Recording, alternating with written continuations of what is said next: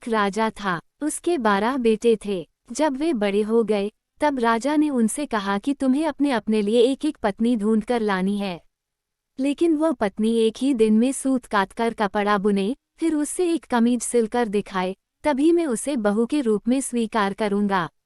इसके बाद राजा ने अपने बेटों को एक एक घोड़ा दिया। वे सभी अपनी अपनी पत्नी खोजने निकल पड़े। कुछ ही दूर गए थे कि उन्होंने आपस में कहा कि वे अपने छोटे भाई को साथ नहीं ले जाएंगे।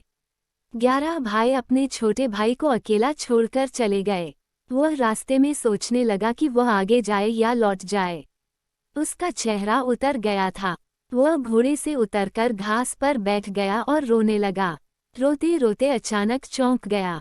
उसके सामने की घास हिली और कोई सफ़ेद चीज़ उसकी ओर आने लगी। जब वह चीज़ राजकुमार के पास आई तो उसे एक नन्ही सी लड़की दिखाई दी। उसने कहा, मैं छो गुड़िया हूँ, यहाँ घास पर ही रहती हूँ। तुम यहाँ क्यों आए हो? राजकुमार ने अपने बड़े भाइयों के बारे में बताया। उसने अपने पिता की शर्त के बारे में भी बताया। फिर उसने गुड़िया से पूछा, क्या तुम एक दिन में सूत काटकर कपड़ा बुनकर एक कमीज सिल सकती हो? अगर यह कर दोगी तो मैं तुमसे शादी कर लूँगा। मैं अपने भाइयों के दुर्व्यवहारों के कारण आगे नहीं जाना चाहता। गुड़िया ने हाँ कर दी। तुरंत ही उसने सूत काटा कपड़ा बुना और एक छो कमीज लेकर महल की ओर चल पड़ा।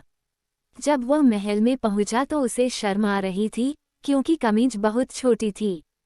फिर भी राजा ने उसे विवाह करने की अनुमति दे दी। राजकुमार गुड़िया को लेने चल पड़ा। जब वह घास पर बैठी गुड़िया के पास पहुंचा तो उसने गुड़िया से घोड़े पर बैठने को कहा। गुड़िया ने कहा, मैं तो अपने 2 चूहों के पीछे चांदी की चमच बांधकर उसमें बैठकर जाऊंगी। राजकुमार ने उसका कहना मान लिया।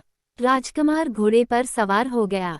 गुड़िया चूहों के पीछे बंधी चांदी की चम्मच पर सवार हो गई। राजकुमार सड़क के एक ओर चलने लगा, क्योंकि उसे डर था कि कहीं उसके घोड़े का पांव गुड़िया के ऊपर न पड़ जाए। गुड़िया सड़क के जिस ओर चल रही थी उस ओर एक नदी बह रही थी। अचानक गुड़िया नदी में गिर गई, लेकिन जब वह नदी के अंदर से ऊपर आई तो राजकुमार के समान बड़ी हो गई थी।